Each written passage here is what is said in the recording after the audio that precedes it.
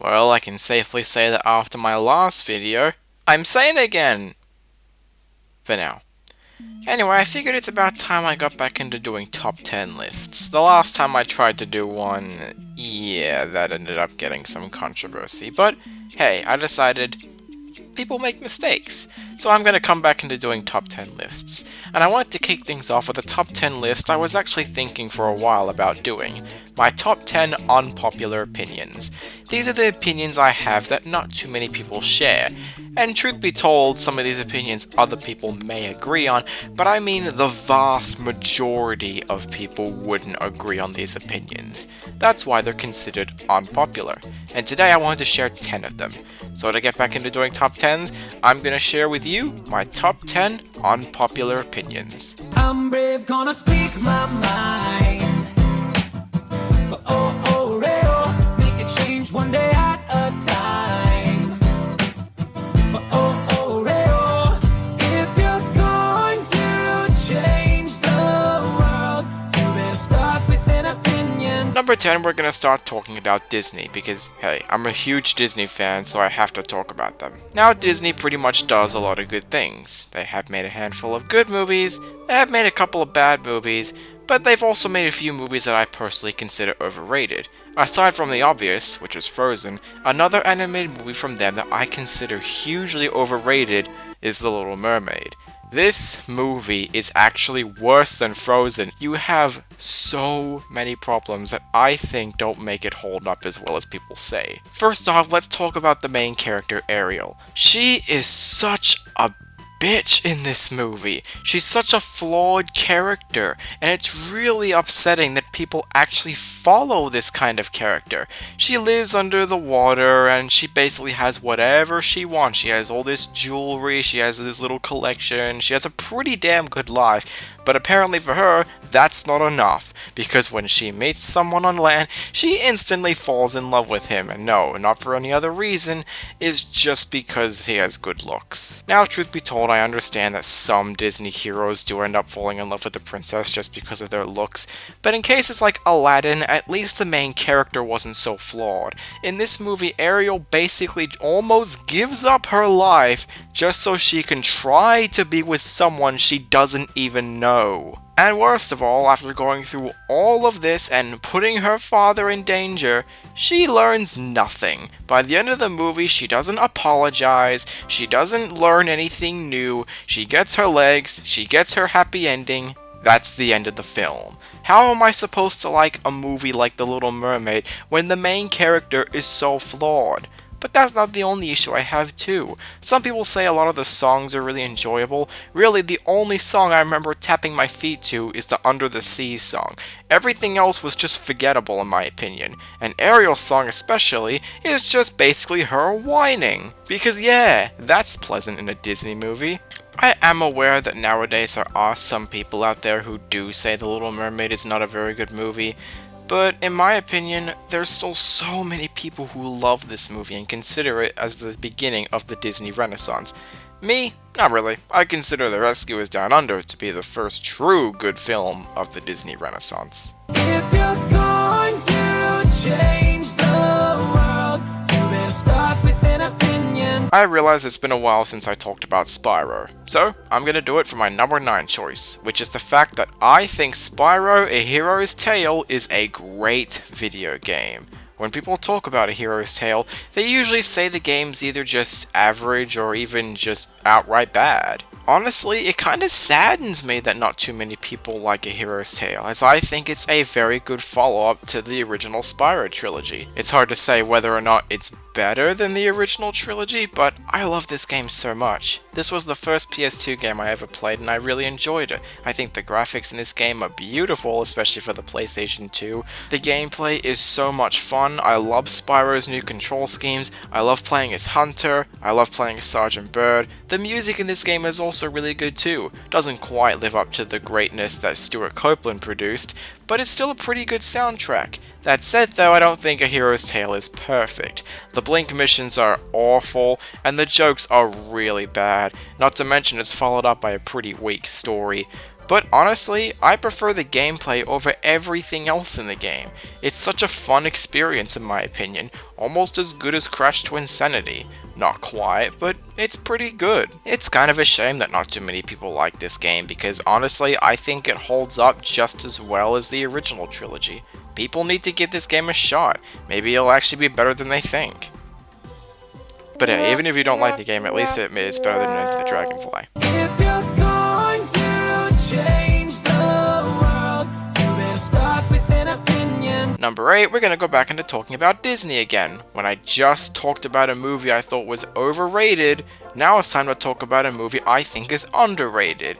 It was pretty hard for me to choose, but honestly, I'm just gonna go with this. Home on the Range is not a bad movie. I've watched this movie a couple times in the past few years, and I honestly don't think it's that bad. Why I bring this up is because everyone outright hates this movie. Some of them even put it as their #1 worst Disney animated movie. Really? People think this movie's worse than fucking Chicken Little?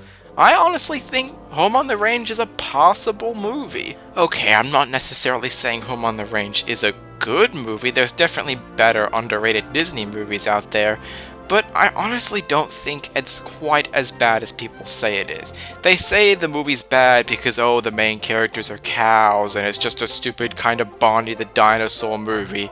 Honestly, watching it, that's the intention, guys. This movie's for kids, and I don't mind it when a movie's made for kids, as long as adults can enjoy it. I watched this movie a couple times, and I don't think it's quite that awful to be considered something as bad as Bonnie the Dinosaur. The characters I didn't think were that annoying, they were all passable, and the animation looks pretty good. On top of that, there were some actual legit positives I had with the movie from my experience. I thought some of the jokes were funny, I thought the villain was hilarious, and the music by Alan Menken is really good. But like I said, Home on the Range is not an amazing movie. It's not even a good movie because it does have quite a number of problems. The story is predictable, and at times the jokes can really be pretty bad. Not to mention there's some pretty grotesque imagery in this movie that wouldn't really be put in an animated film for kids. Then again, maybe this movie wasn't made for kids. But either way, Home on the Range, not worth all the bashing. Chicken Little though, worth all the bashing indeed. If you're going to change the world, you better start with an opinion. Number 7 is one that I'm sure many people are gonna bash me for saying, but it's the fact that I don't think Minecraft is a very good game. Let me again say this, I'm not saying Minecraft is an awful video game. I can understand why people would like this game, but from my personal experience, I just thought the game was boring. I think the main reason is just because not much really happens in this game. All you do is dig around, fight some enemies, collect stuff, and then you just build stuff. It consumes some time, but not in the same way good games do it, like Ratchet & Clank or Jak and Daxter, because those are games that even though they do take a while to complete, stuff happens in those games and there's different things for you to do. With Minecraft, all you're basically doing is just building stuff. I know people like to say that, oh, it's an open world game, but if a game's this big, it's honestly quite frustrating in many aspects because you look all around trying to find stuff only to end up having yourself get lost. I get that's the point of Minecraft, that you're just exploring these different areas, but it gets so dull and repetitive and boring in my opinion. I know people say the multiplayer is cool, but honestly, how is multiplayer supposed to be fun when it's actually really hard to sometimes find other users? If there's one thing I appreciate about Minecraft, it's the fact that indie games can now be very successful. I've seen a lot of indie games become really successful, some of which are actually really good video games. But I think it's safe to say that Minecraft doesn't fit into that category. It's not a bad game by any means, but it's just not that fun in my opinion. Oh, and by the way, if you're gonna come to me and yell at me for saying this, Super Minecraft Kid, you got another thing coming, you ear-raping twat. If you're going to change the world, you better start with an opinion. Every video gamer has their favorite game console. A lot of people prefer the Nintendo 64. A lot of people prefer the GameCube. A lot of people prefer the PlayStation 2. A lot of people prefer the Xbox 360, but in my personal opinion, I prefer the Wii. Now, I guess that this isn't technically an unpopular opinion because I know there's a lot of people that like the Wii, but I've never met anyone who said that it was their favorite console. The reason why this particular console is my personal favorite of all time is because this was one of the first consoles where everyone could play it. It was a long time before my whole family were able to play video games again, and thanks to the Wii, we were able to get back into playing video games together as a family. We played games like Wii Sports, Mario Kart Wii, Super Smash Bros. Brawl all the time, because they were great games, and they really took advantage of the Wii's motion control. Maybe that's why my family wanted to play it so much, I don't know. But the Wii had a lot of advantages too. You could play games online, you could actually play old video games, you could play GameCube games, that's incredible! You can even use the GameCube controller for a few of the games, that's insane! The Wii is just too awesome, and that is why it is definitely my favorite console of all time. Though, just to not piss other people off, those other consoles are pretty good too. If you're going to change the world, you better start with an opinion. Number 5 is that I think Crash Bandicoot is a better game than Super Mario 64. I can't begin to describe how many people love Super Mario 64 way more than Crash Bandicoot. I played both of these games back in the day. I played Crash when I was 3, and I played Mario 64 when I was about 5 years old. And from playing both of these video games, even back then, I still thought Crash Bandicoot was a better game. And to this day, I think I can finally understand why. The problem I had with Super Mario 64 was not only did the game get a little bit repetitive, but the controls and camera are so dated. It's really hard to get used to these controls. It's very sensitive, and because of that, it's very easy for me to fall off most of the stages. The camera isn't any better too. It's so annoying. It gets stuck on places, and it's just not a good time for me. I get that this was 1996, but Crash Bandicoot just did this much better than Mario 64 did. Now, I know that could be a bit of an unfair comparison because Crash Bandicoot is a linear platformer while Super Mario 64 is an open world 3D platformer, and while I definitely appreciate Super Mario 64 for being revolutionary, that doesn't mean I have to like the game. With Crash Bandicoot, I just had a much easier time playing it. The controls, while a little bit heavy, are still easy to get used to, the levels are different and fun, the music I actually think is better than Super Mario 64, the graphics look really good. Really, the only thing I liked about Mario 64 a lot was the music. Everything else is meh. I personally think the other 3D Mario games are better. Yes, even Super Mario Sunshine. Sorry to piss you off, Mario 64 fans, but that's just personally how I feel. If you're going to change the world, you better start with an opinion. If you haven't seen the Talking Loud YouTube channel, I'll just say this right now. I love the Loud House. It's one of my favorite cartoons of the decade, and definitely one of my favorite cartoons of all time. But every good cartoon has a few duds, but the dud I'm talking about is actually liked by a lot of people. That particular episode is Space Invader from Season 1. Yeah, I said it. I don't like this episode. Anyone I've talked to have said that they liked this episode. There's only a handful of people I know that don't like this episode. And I personally think it is a bad episode for one primary reason. This is one of the perfect examples of why Lynn Loud is my least favorite character on the show.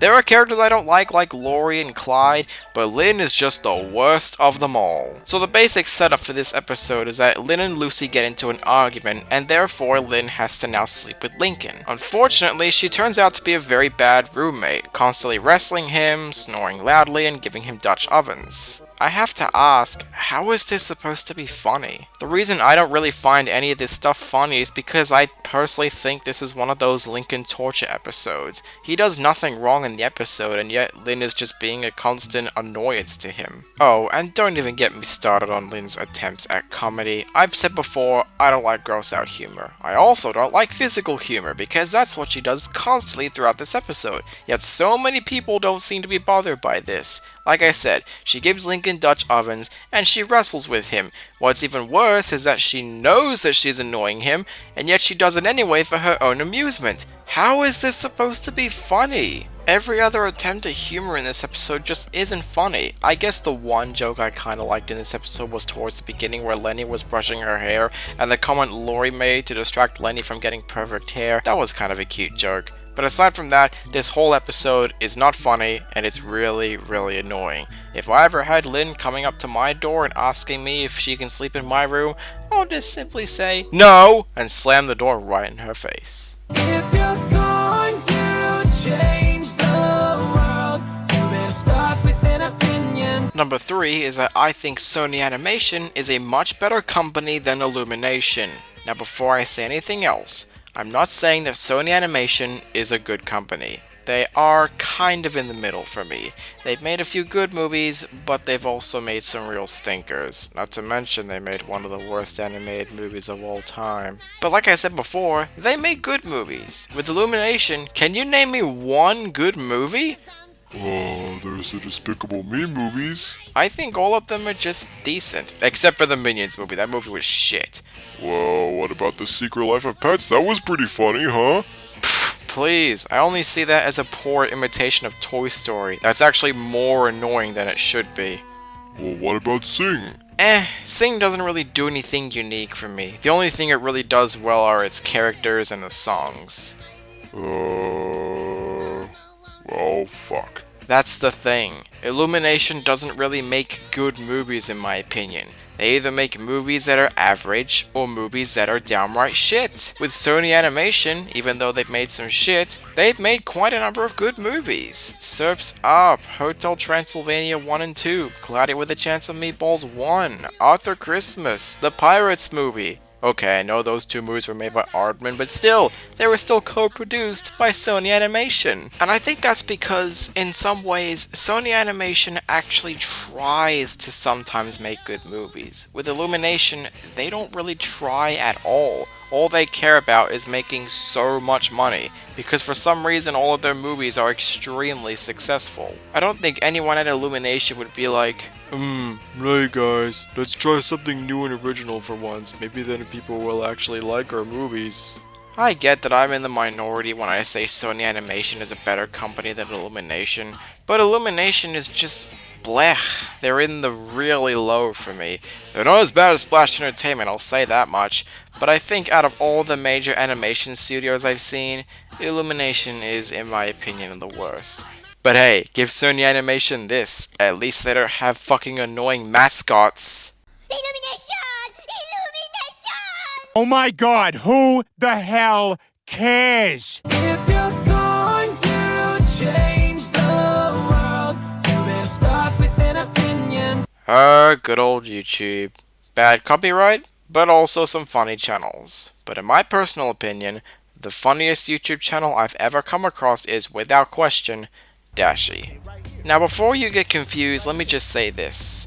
I'm in the majority that thinks Dashie is a funny person, but I'm also in the minority when I say that Dashie is the funniest YouTuber on YouTube. Whenever I talk to other people, they either say stuff like, "Oh, Markiplier's way funnier," or "PewDiePie is so funny," or "Smosh is so hilarious, they deserve all those subs," or "reaction videos." Oh god, reaction videos. I think the reason Dashie's my favorite funny YouTuber is just simply because he's funny because he's being himself. I just love Dashie's sense of humor more than Markiplier's. There's so much about Dashie's humor that I love. I love the way he edits his videos. I love his Wheeze laugh. I love his rivalry for Donkey Kong. I love his Mario Maker videos. I love his rapping. And I also absolutely love all of his shouting and swearing. The thing about Dashie is that his sense of humor is primarily because he's just being himself. I actually heard that Markiplier took comedy lessons just so he can try and make his videos funny.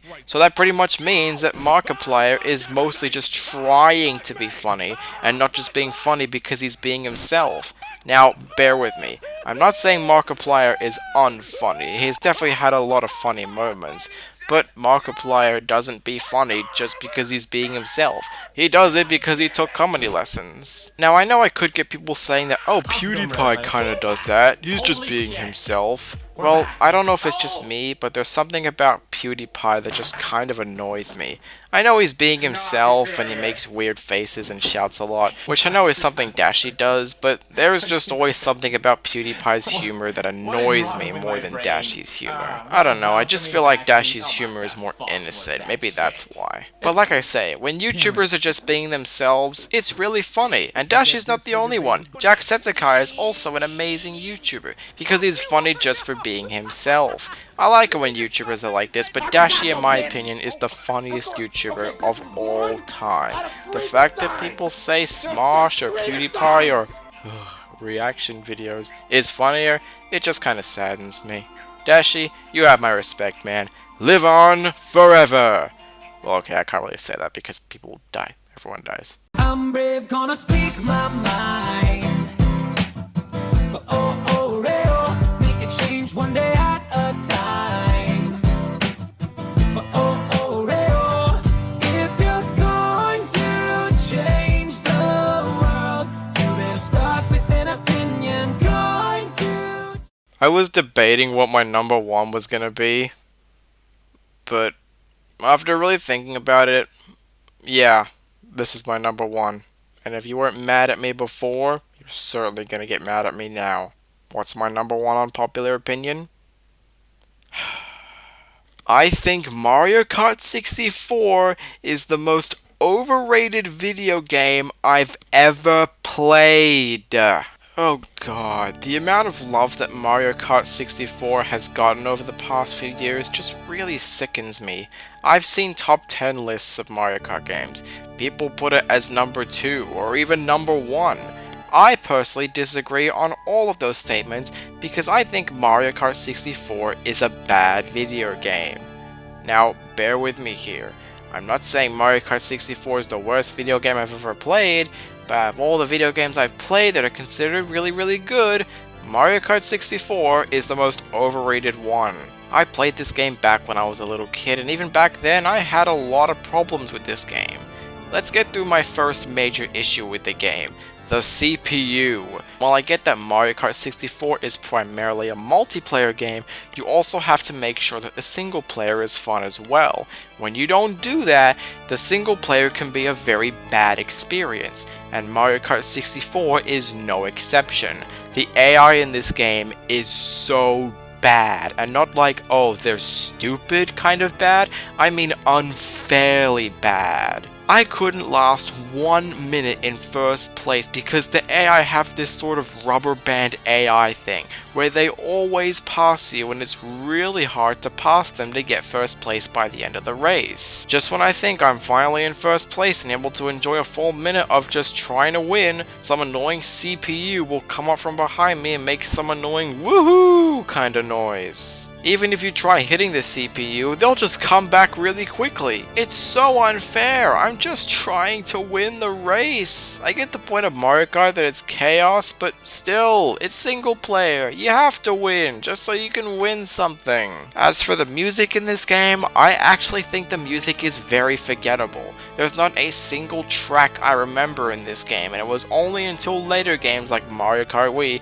that I actually remember some of the tracks, because in Mario Kart Wii, the Mario Kart 64 tracks were actually more fun to play because of the better controls and the not so annoying AI. Now, I could get the argument that it's unfair to say that the controls in Mario Kart 64 is bad because this was 1996, but Super Mario Kart was a better game in my opinion.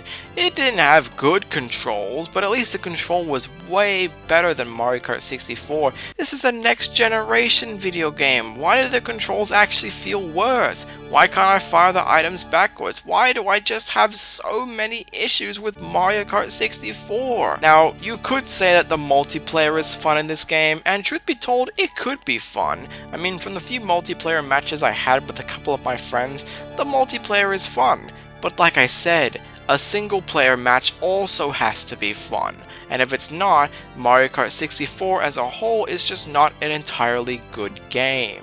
It's not the worst thing ever, But I'm sorry guys, I know there's a lot of people that like this game, but this game sucks in my opinion. I don't like this game, it's not a good game. Therefore, it is my #1 unpopular opinion of all time, until I can find something more unpopular. If you like this video, be sure to give it a like, and if you want to see more videos from me, be sure to hit the subscribe button. But until then, thank you all for watching this video, and now I better go hide because I feel like some people are gonna come in and storm my house and try to kill me.